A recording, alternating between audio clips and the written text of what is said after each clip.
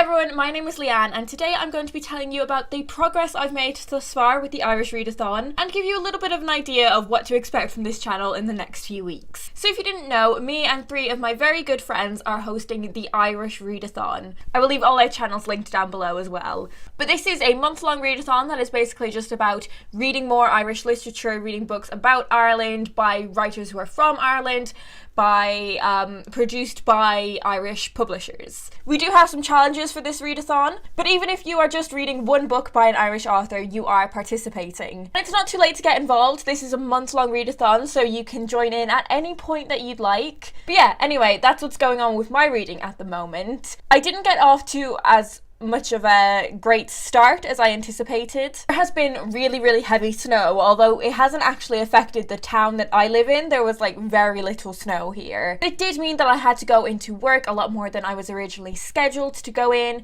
because I had to cover for people who couldn't get in because of the snow.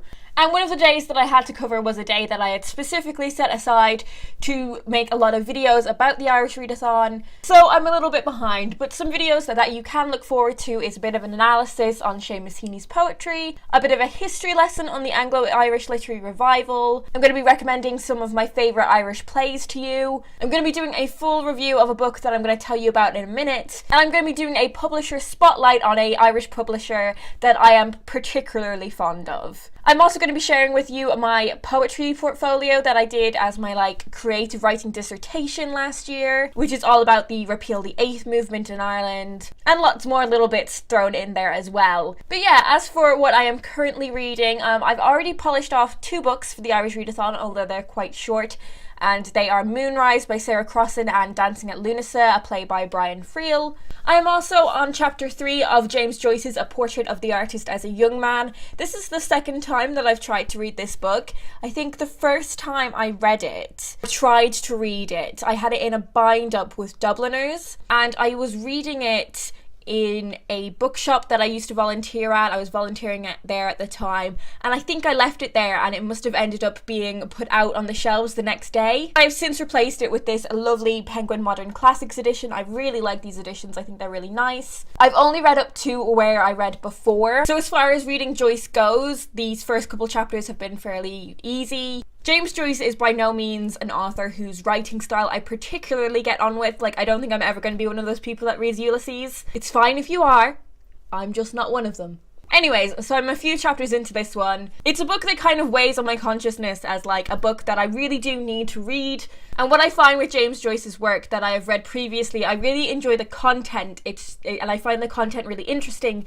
It's just the style that I don't really get on with. So yes, I'm currently reading this one. And that's the only book that I'm actually in the middle of, but I am planning a bit of a cozy reading evening for myself, which is going to be centred around this next book. Are you excited? I'm extremely excited. So on the 1st of March, I'm just going to say my favourite writer, she is definitely my favourite writer, brought out her 3rd novel, and it's actually proven really difficult to get my hands on it. I should have pre-ordered it. I know I should have pre-ordered it. But I really wanted the experience of going into the bookshop and seeing it on the shelf and picking it up, and I just wanted that whole experience because there aren't many books that I actually buy when they are released, but none of the bookshops in this town had it, and it took a really long time to order it in because snow. But I finally have it. I finally have Almost Love by Louise O'Neill. This is a book about a girl who is in a relationship with a much older man, and it is about what she allows to happen to herself and what she does to herself in order to maintain that relationship. And I think it also has a lot to do with power imbalances in relationships. Really desperate to read this one, so I'm gonna try plow through the whole thing tonight, but also I don't want it to be over, and I also feel like this is a book that's gonna be really I feel like there might be a lot of experiences in this book that I relate to. But yes, I'm so excited, and as I said, I'm hoping to get started. I'll definitely get started on it tonight, but whether I'll be able to plow through the whole thing, I don't know, because I don't want it to be over. Yeah, that's that one. And then I think I might make a start on The Wonder by Emma Donoghue as well, because I want to try and structure my reading this month so that I'm not reading about topics that are like really similar at the same time. So I think The Wonder might be a good one to chuck in at this point because it is an historical fiction novel. So those are two that I'm going to make a start on tonight. I'm really excited about all the books that I've got upcoming in the next couple of weeks that I'm going to be reading.